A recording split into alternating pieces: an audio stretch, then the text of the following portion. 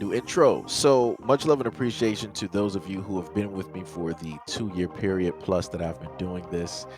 Thank you for showing your love and support to the channel. And to anybody else who is brand new to the platform and you would like to support the channel, also you can do it by way of Patreon, Anchor, the clothing store, and also the shoe shop that is listed in the comment description below. And again, thank you to any and all of you guys who have been here to support this channel during the 2+ year period. I wouldn't be able to do what I do every single day without you.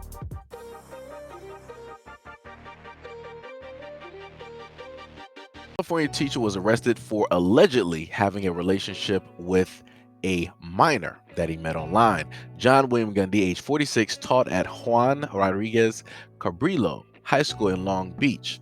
He's accused of engaging in a relationship with a teen from last October to December.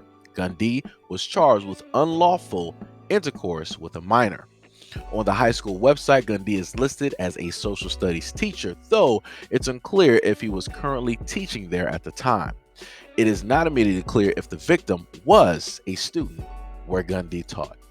Harry White, a 53-year-old math teacher of Leonard V. Moore Middle School in Roselle, was arrested Thursday on charges of forcible violation, criminal contact, and endangering the welfare of a child. Wyatt, who allegedly assaulted the teen who was known to him, appeared Tuesday in court, where his attorney, Emery Toth, said that the teacher and his wife allowed the girl, who is now 17, to move into their Piscataway home about 5 years ago due to a strained relationship with her parents. Wyatt's wife became suspicious of the pair and suspected that they were having relations after reading text messages between Wyatt and the teen. The teen told police investigators during an interview that she had contact with Wyatt when she was 16 and as recently as earlier this month. Wyatt, who does not have a criminal record, was released from custody after Tuesday's detention hearing. A not guilty plea was entered on his behalf.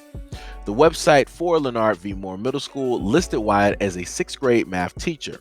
The outlet reported, but no information related to him was available on the site earlier Wednesday. Wyatt is due back in court January 25th. A judge ordered him not to have any contact with the student or to have unsupervised contact with other minors, including students. District officials, meanwhile, declined to comment on Wyatt's arrest and his current employment status, citing a strict policy of confidentiality pertaining to personal matters. Quote, "Nevertheless, please rest assured that the district will cooperate with law enforcement if called upon to do so." And that was stated by Rose School District Superintendent Nathan Frazier. Here comes a new challenger! Now, the one thing that I want you guys to pay attention to, of course, if you play stupid games, you win stupid prizes. And like I said before, I'm an equal opportunist on here. I don't care if you are of a melanated complexion. You're going to be put right up here too for trying to play the exact same stupid games. But the prize that you're going to sit up there and win is going to be even greater than the other people that I listed. Now, for the people that don't understand what I'm saying, they're going to state something very specific when I read this off to you, and I'm going to re-highlight it after the video, but I want to see if you happen to catch it, which is something that they did not list any other time that I normally cover these types of stories. So here we go. Timothy Williams, a 30-year-old who taught social studies and coached track at Mount Juliet High School, was arrested Thursday on 2 counts of aggravated forcible violation after he assaulted a student. An investigation revealed that Williams picked the girl up in June at a friend's house in Mount Juliet, where she had planned to spend the night. Police said that Williams then took her back to his home before returning the girl to her friend's residence the following morning. Detectives said that the victim's account was backed up by license plate readers in Mount Juliet, a town of about 37,000, roughly 20 miles east of Nashville. It is unclear if he taught the student, but police are now concerned that Williams, who taught in the district since 2013, may have other victims. Williams, who was suspended by Wilson County Schools when the allegation came to light, later resigned prior to the start of the school year. Quote, At this time, our schools were not in session due to summer break. We have worked very closely with law enforcement throughout their investigation and will continue to do so moving forward. Williams also served as an assistant football coach at the school.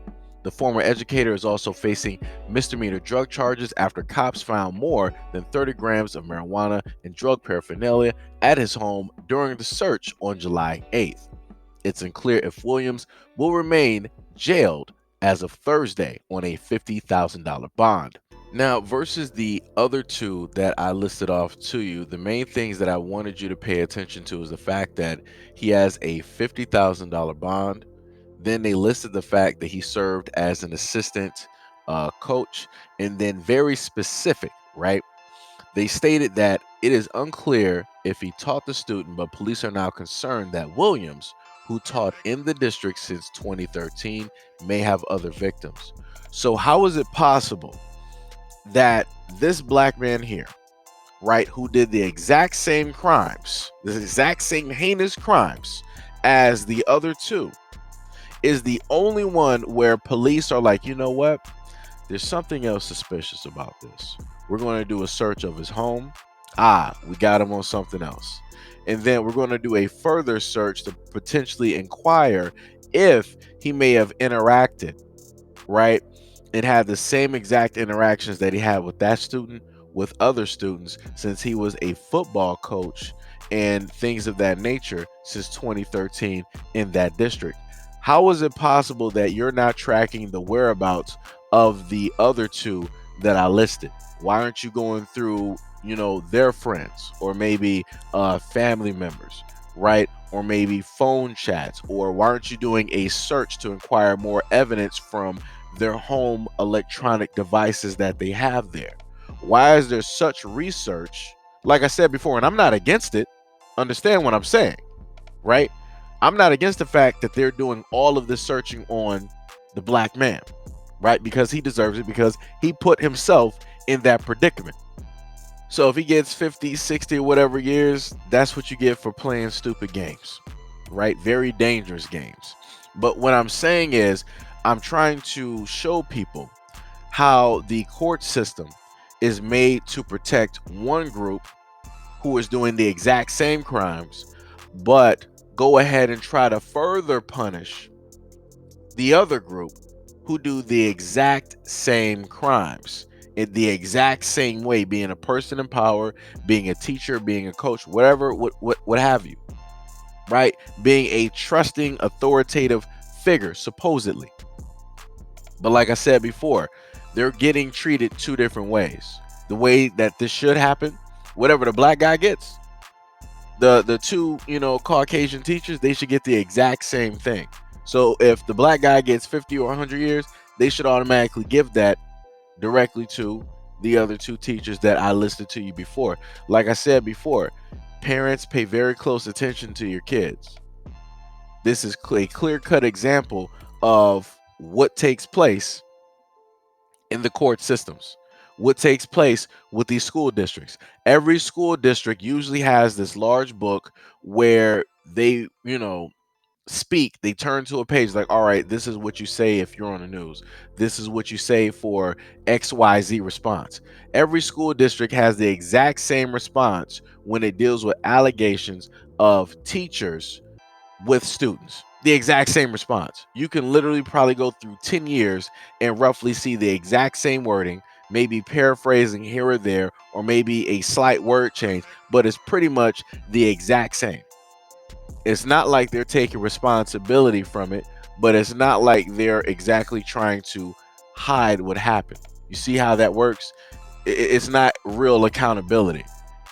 Because remember, at the end of the day, these teachers are the ones that, in a sense, allow this to take place. They know that chances are quite a lot of these teachers are out here going directly after, the students, and forming and having these relationships, which are illegal, which should not be happening, but yet they are. But like I said, parents, you gotta, watch out. You gotta, pay attention to your kids, because as I stated before, this system, it doesn't matter if it's the schools, the elementary, it don't matter if it's college, Don't matter, you know, if it's the student's, you know, workplace, meaning a summer job or whatnot, whatever. The laws are not built to protect them. The system is not built to protect them. The government does not even care about them. The only time that the government literally cares, and this is proof, any parent listening to this video that made it this far, pay attention to what I'm saying, because at one point in time I was a student. The only day that literally, it doesn't matter what your kid does, the only day that the school would literally get on parents is when it comes down to count day or count week. During that time, magically, your kids are gold. The only reason that they're gold is because literally they're worth money at that time. Because that means if your child is in that seat, that's an extra 1,000, 5,000, or 15, whatever amount of money it is. That's whatever money that is going to be extra that's going to get allocated to that school for having that one student. So if you got 1,500 students and each one of them is worth $5,000, you do the math on that. Like I said, that's the only time that the schools care about your kids, because it benefits them. Other than that, they don't care. Like I said, look at the education that they feed them every single day. It's trash. It's garbage. Because realistically, the schools out here should be teaching your kids how to survive, right? It should be teaching them how to build, right? It should teach them how to be self-sustaining, right? It should teach them different skills such as trade schools, which they took out. Back in the 90s and the early 2000s, we had trade schools. You had automotive. You had, you know, cooking, right? You had parenting 101 and wood shop and different things of that nature. They took all of those out. They took all of those out. So like I said, now they've just forced your kids to be dependent on the curriculum. So when they get out into the real world, 90% of the stuff that they were taught, they're not going to be using that on a job application. They're not going to be using that to, you know, get to a higher position in corporate, right? Because at the end of the day, it's who you know. That's how you navigate a lot of these waters. And that's something that these schools never teach your kids. But anyways, that's enough of me talking. Let me know what you guys think about this video and everything that I listed in the comment description below.